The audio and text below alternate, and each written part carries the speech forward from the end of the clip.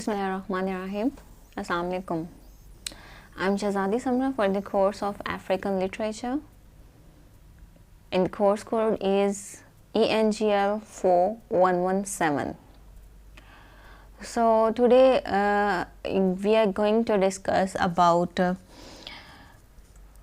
Wol-Soyinka's work, The Lion and the Jewel, and the topic we will be discussing is symbolism in The Lion and the Jewel. So you might be wondering why the symbolism again.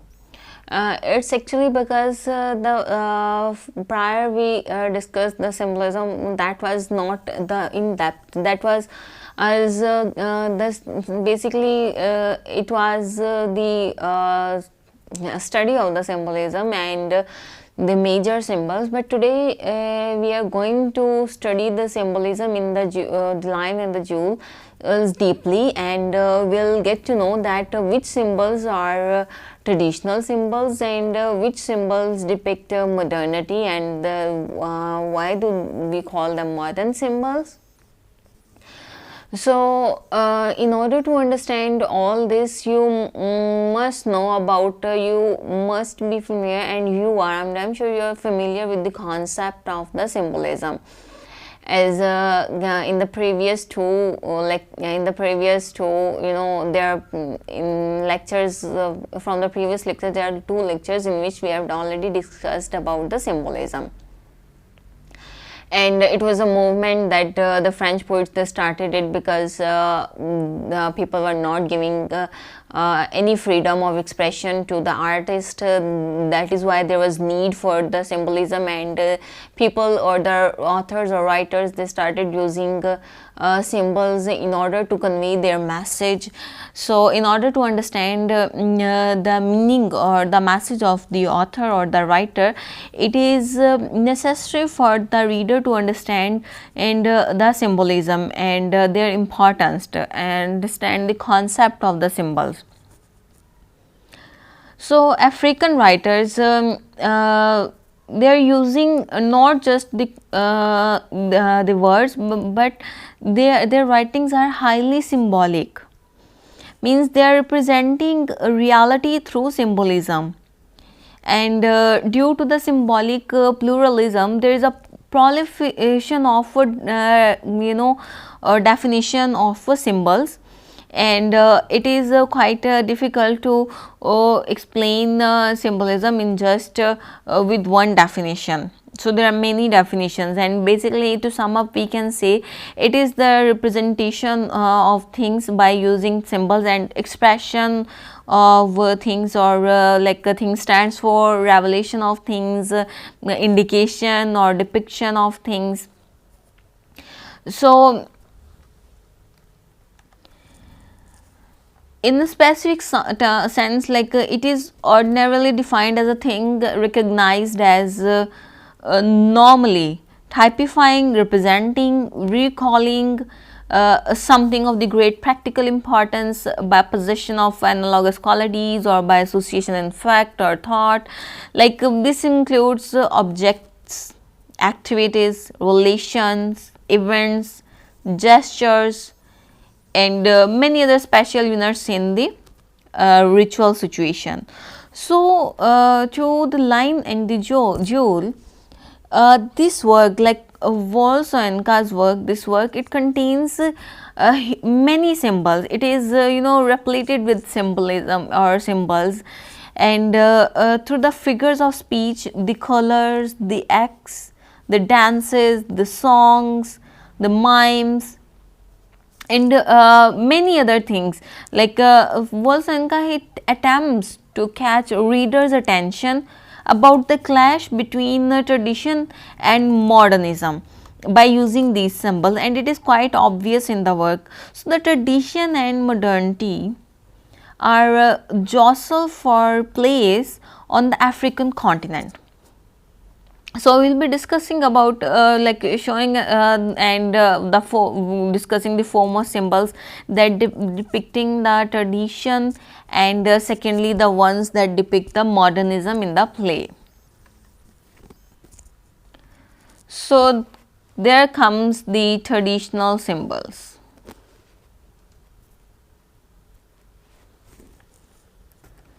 So the Africans, they are known to be deeply traditionalized, and because we have talked about it so many times that their civilization is so rich. So the each people, they have it like their own traditional system with a set of beliefs and practices. So deep within the being of every African is a feeling of an irresistible traditions imperative. The tradition make the most absolute claim in the life, hopes and aspirations, fears and joys of the every African persons. So the representation of the symbolic of the lion and the jewel, the he has used many symbols, and first one, there are many symbols in the African, as their civilization is quite rich and they have so many myths and so many you may say beliefs and traditions. So first one is the lion. So lion in Africa is a wild animal, considered as being the king of the jungle or forest, and it is not only Africa but it is worldwide known. So the males with their flowing manes or majestic animals, traditionally regarded as the king of the beasts, although the females do most of the hunting. So in many traditions, the lion is the symbol of ritual power and is associated with royalty. So for example, the founder of the Mali Empire was called the Lion of the Mali, and the emperor of Ethiopia called as the Lion of the Judah. So this is how they used to associate the word lion with the people, and it is a kind of a badge of courage. So in the play, the term lion refers to Baruka, who is the chief of the village, and he was 60-year-old, many wives and many children, and his thirst for wives were unquenchable. So that is why he was to Sidi, and he wants to marry him as his last wife, marry her as his last wife. So in the in the play, the part of the little title jewel refers to the Sidi. Sidi, who is a true ballet, the village ballet, basically the beauty of the village. So as for the symbolic of the jewel, it is a precious metals and thus beautiful gems that make up jewelry spring from the womb of the earth. The legends, they tell us that these gems are mined by dwarfs, and that jewelry, it is constructed by elves and goblins. Like metals and gems are themselves full of hidden meanings. For example, the gemstones today, we can relate to that. Those stones, they have different meaning and different interpretations for different individuals, and people used to believe that. Still people believe that. So the gems, they basically they symbolize not only the material wealth, but also the wisdom and the riches of the mind and the spirit. And it also depicts that Nigeria, Africa was full of the jewel. And the Buddhist doctrines are called jewel, and and because they think of it as quite precious. So the ancient jewelry, it is basically that was jewelry that was made or worn by only the royalty. So it was, as it is associated with the power, so only the royalty could wear the jewelry, and the people who belong to the royalty, they use jewelry. So we can say that the concept of jewelry or the gems or the stones, it is also quite, it does go back to quite years.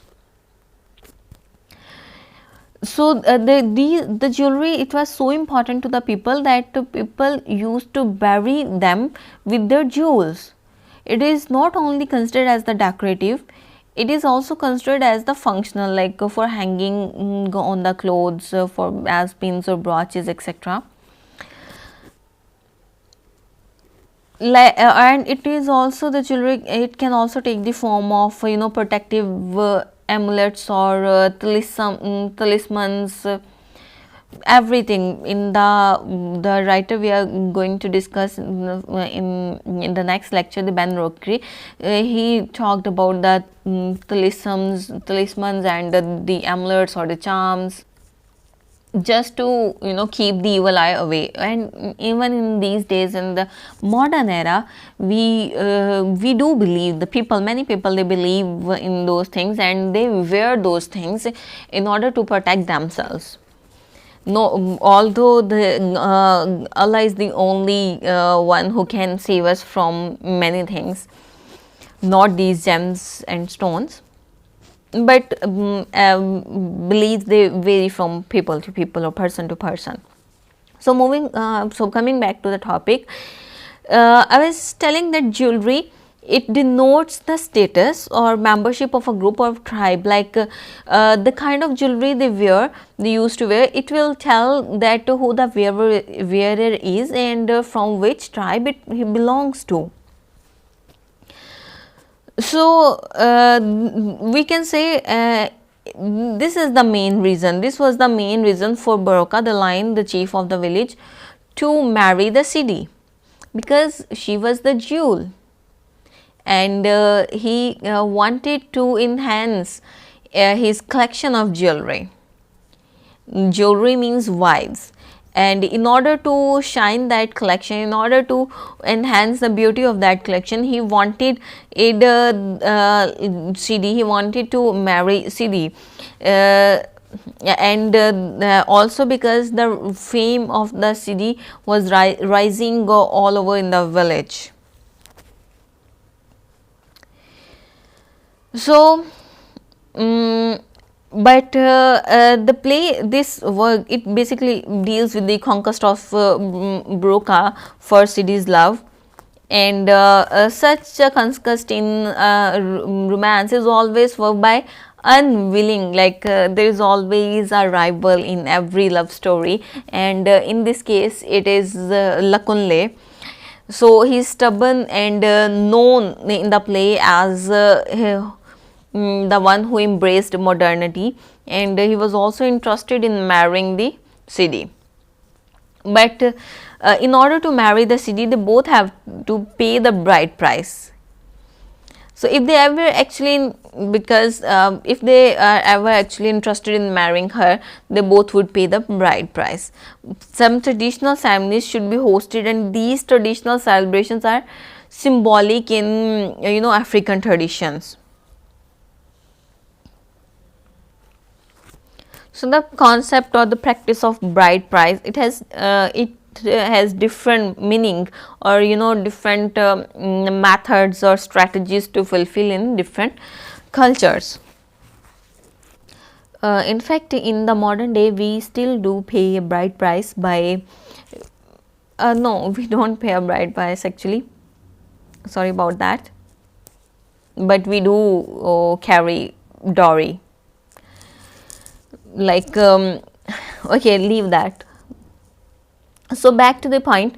So the bride price or wealth, basically it is used to validate the customary marriages, means the term hak meher, You are quite familiar with the term hak meher. So bride price, you can say, is that kind of thing, but in the African, it was customary and it was necessary to pay the bride price, and it also denoted the virginity of the woman or the chastity of the woman or the bride. So it is a common practice in the African society. Uh, and the bride price consists of the contract, where the marital items or money, it is paid by the groom to the bride's family in exchange of for the bride, for the labor or her capacity to produce children. So this practice, the bride price, it has different names in different countries and regions. um, in Okay, leave that the different names, but it has different names in the different countries and the different regions of the Africa. Not everyone call it a bride price. So as I said that it contains the items or money. So in the past,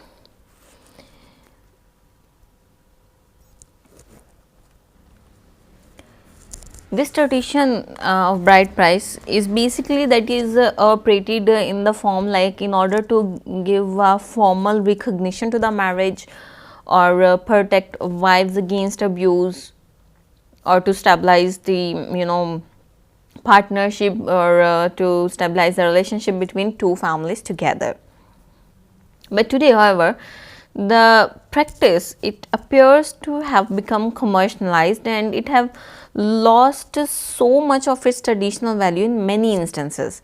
Bride price can now appear to be buying a wife as a commodity, which results to abuse of women, and if she doesn't fulfill her value, or she attempts to leave the bride, like uh, it cannot be repaid. So that is, so the bride price is quite significant in most African traditions, and Soenkai seems to enhance the fact in this the play, because whom Mangdala Kunle and Broca should pay the bride price so that they marry the village ballet Sidi. So in addition, there are several terms that are related to the tradition in the play, such as a drum or wrestling. So they are quite significant. One cannot just deny the importance of or significance of drumming or wrestling, because it was taking place in Broca's house, and it reinforced Broca's established masculinity basically. So historically, the drumming, it has various modes of communication, including singing, dancing and storytelling. And in Western Africa, people used drums to send and receive spiritual messages, to communicate over long distances, to aid healing, and to celebrate ritual events and change of seasons. In every African work till now, like in Chido Achebe and in this work, you may have observed it that there is a use of wrestling. There is always the tradition of wrestling and drumming, and in order to share the any notes, they used to beat the drum. So the drum rhythms and the associated dances, they continue to have significant meaning in Africa basically. And the drums, it accompany most ceremonies and social rituals, like including birth, puberty, marriage, death and burial. And in many world cultures, both within and outside Africa, drums have accompanied poetry as well. And the people, the drums themselves traditionally be used as a means of transmitting poetry. So on state occasions basically. So poems were drummed to the chief and the community as a whole. So it was like drums talking. And how is it possible that how a drum can talk? How was it possible? How could drum talk? Basically the African languages, they are tonal, and the relative tone of a word, high or low, determines its meaning. So the drums have only one tone, and volume as variables, they cannot produce words for word. But drum texts contain set phrases that drummers use. They had set phrases that the drummers use for specific purpose, and the people, they understood the meaning from the specific tone of the drum, that what could be the upcoming message. So that is why the drums, they have quite significant importance in the African traditions. So next comes the symbol of wrestling. It is regarded as a fight among two wrestlers which results in victory. And he who wins is considered as being the strongest person, and he entitles the respect from all persons, and he is honored and by the all the clan, all the village members and people. And in Things Fall Apart, when Okonkwo defeated the Amalinze, the cat, so he was respected everywhere. He gained his repute. He got famous. So the wrestling, it is associated with the masculinity. Basically, it is associated with the strength, how strong a person is, and if a person or man is strong, he is respected everywhere. So the next is the Orden tree. Orden tree, basically the tree of Palavir, and and he portrayed in the play is a Palavir. The Palavir tree, it is basically a designated location in many African communities, like where the community come together to discuss in a peaceful and constructive manner the issues of the common interest. For example, in villages, that we have the concept of panchayat, or we have when the people, they come together under the under a specific tree that was basically the center point of the village. So the Palavar tree is the same thing in the in this play, where they used to come together. They used to come together and they discuss the issues. It was so the Orden tree basically is that tree, or the Palavar tree.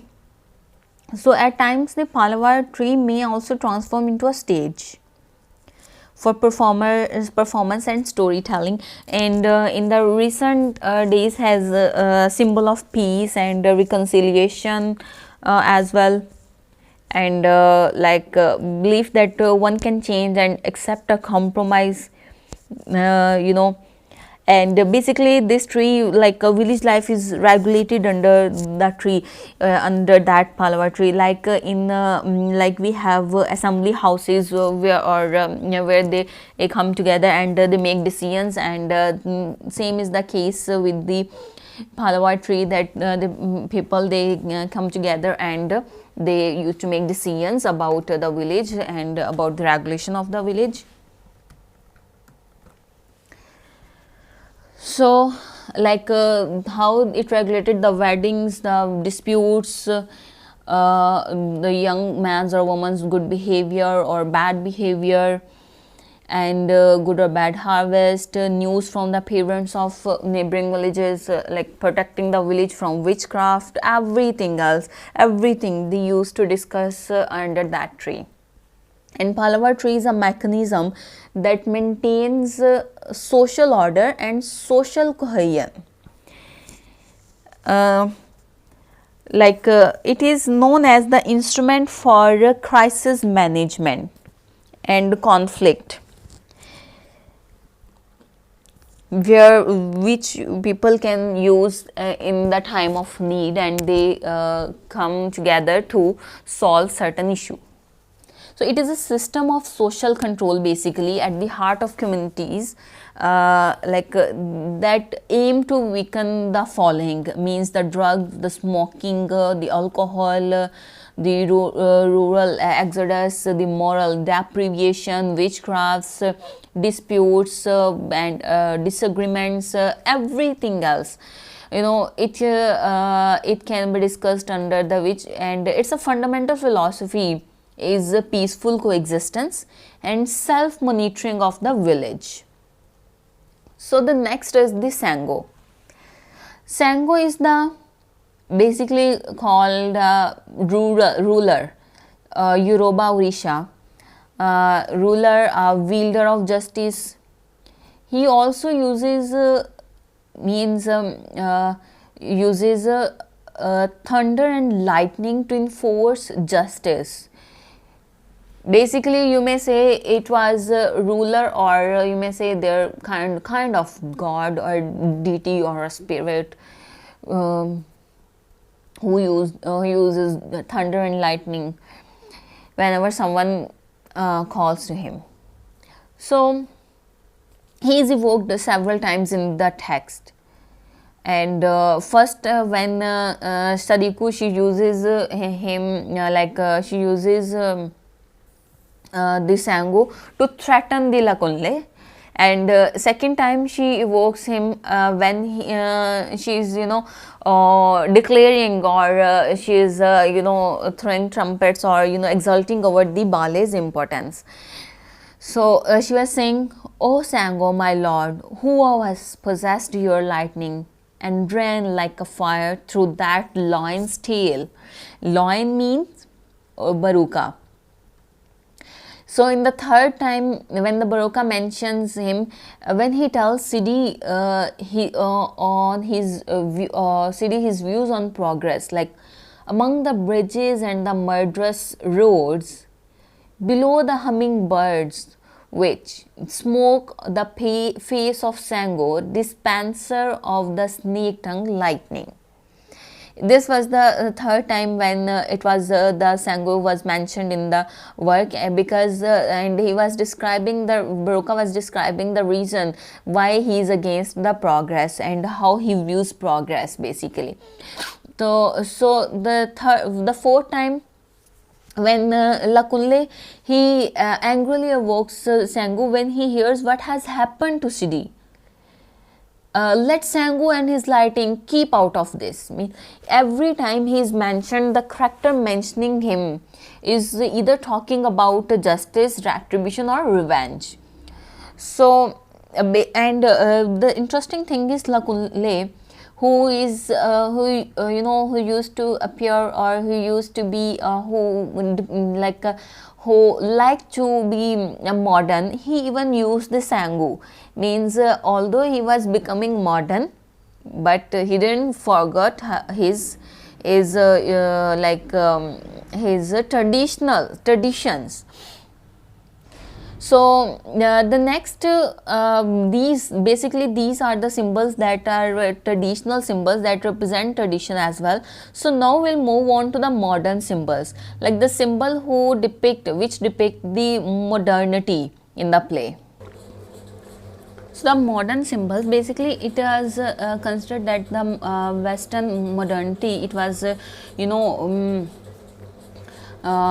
just destroying, or it was just eliminating the African cultures, as they were considered as a primitive, archaic, or savage, and many regarded those cultures as the obsolescent, means the obsolete, they are no longer in use. So a theological approach in the symbolism of colors in the play, like how he depicted the concept of colors and how he's used the concept of colors in his play, the Wolfsonka, who used that concept. So colors are basically symbolic all over the world, and they possess an unlimited power. Like red is sometimes it is known as danger, and oftentimes it is regarded as for love. White is regarded as color of peace, yellow for friendship. Different colors have different meanings, and they possess the unlimited power. So in the stage direction of the play, Wolfsonka makes use of colors with poles apart meaning, but describing only one character, Lakunle the schoolmaster. He was describing the two colors who was quite those colors are quite opposite, and he was just describing them in one man. Like he wore black waistcoat and blanco white tennis shoes. Black and white, they are the binary opposites.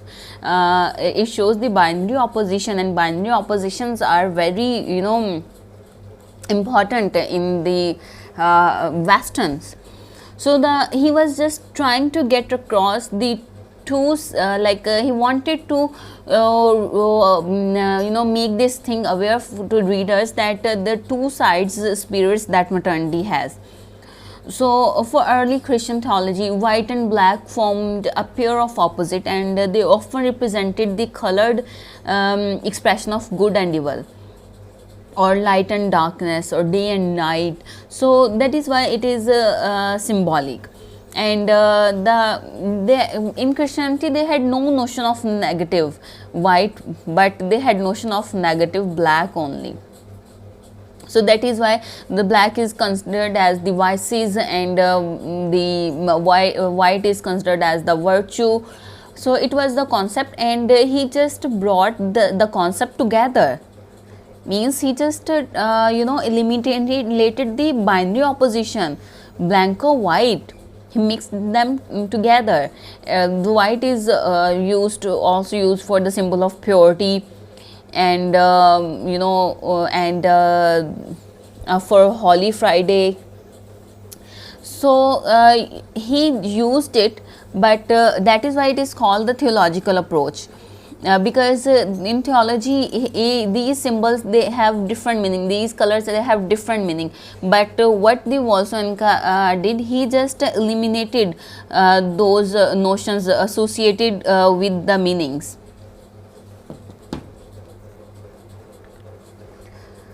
So that is how he just eliminated the concept theology. So moving on to the symbols portraying modernity.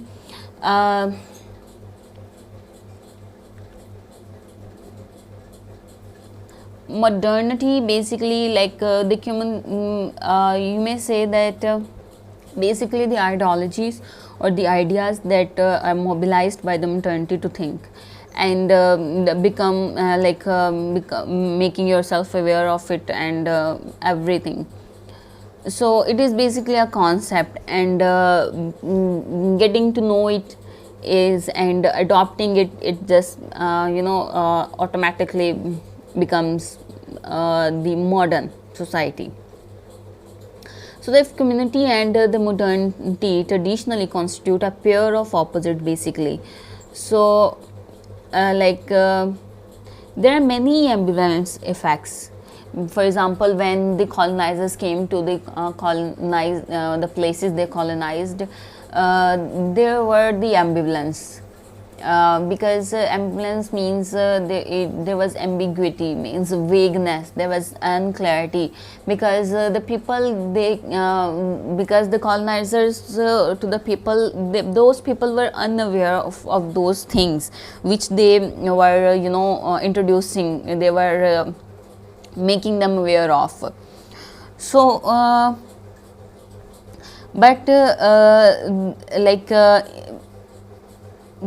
these things are still present, and these things, they left mark on those cultures as well. So first one is the magazine. So the magazine, it symbolizes the recurring themes, the technology and Western culture basically, and depicts that the domination of the Western culture over the other cultures. So the magazine was also the vector of cities developing a vain self image. And the strangers, the magazine, the stranger or the photographer, he brought into the village, featuring photographs of the village and its residents, including 3 full pages that showed the images of city. So while she was a village ballet, and she she just think of those photos as her source of power, and particularly since it depicts her beauty prominently, while it was insulted Baruka by including only a small picture of him next to latrine. So however, the magazine seems to suggest that Sidi is more powerful than Baruka. But the magazine also turns CD into a literal object that can be consumed, used and distributed by others. And basically that is why it is symbolic of women existence. And but it is also symbolic of the women. They are like they thought to have like they used to have vain thoughts of gaining power. And although she thought that she has gained more power, she has become famous, but she is still seen as the object for the others to please themselves.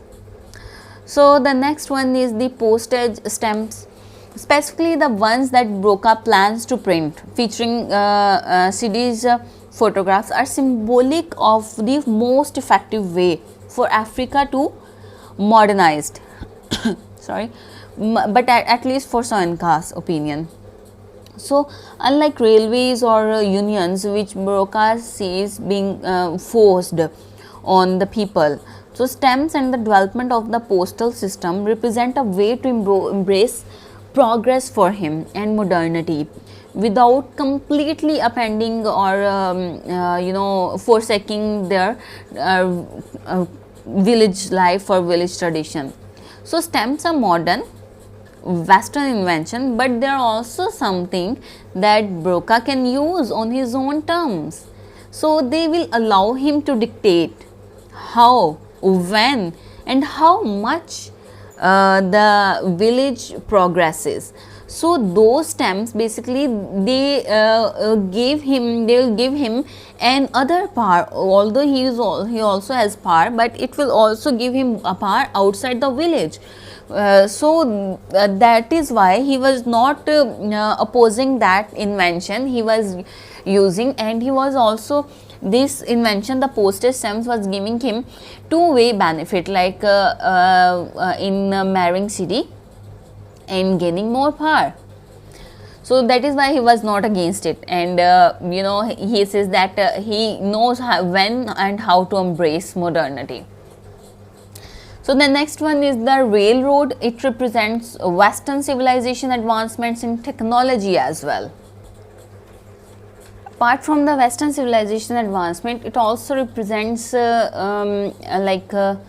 Lakunle's symbol. It represents the forcing of Western ideas on unwilling villagers. Because the railway is commonly implemented by the European colonial governments, and it's a system of transportation basically. So it opens a place up to the rest of the world, and this is why Baruka is so opposed to it. The physical breaking of the ground represents to him a smashing of a tradition and autonomy basically. So for him it was if the people will start coming in or going out, it will destroy their traditional or their current village life. So that is why he was opposed to it. So the next one is the stranger's camera, the photographer's camera. It symbolizes modernity as well, and it is a newfangled object to the extent that one of the village girls calls it one-eye box, Means it was so much so much new to them that she called it one eye box. So it is able to capture Steady's young beautiful image and reproduce it for everyone to see and gaze on in. So basically, to conclude, we can say that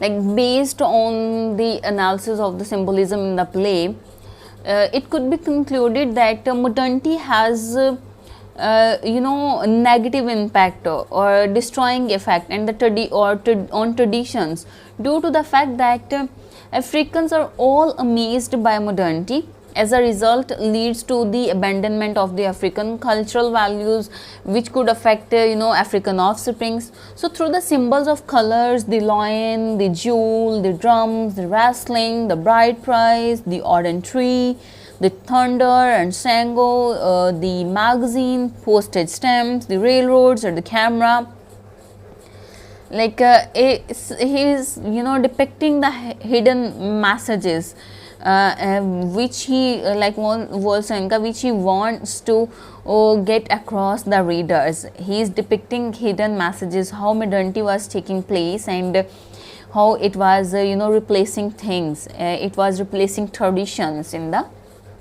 West African cultures, and it was they were also imposing on them. So I have also added references from where I have collected data. You can also visit these references in order to collect data, or you can also search data on your own. So it is basically the detailed analysis, symbolistic analysis of the lines and the jewel. So for now it is all. Thank you so much for your patience. Stay blessed.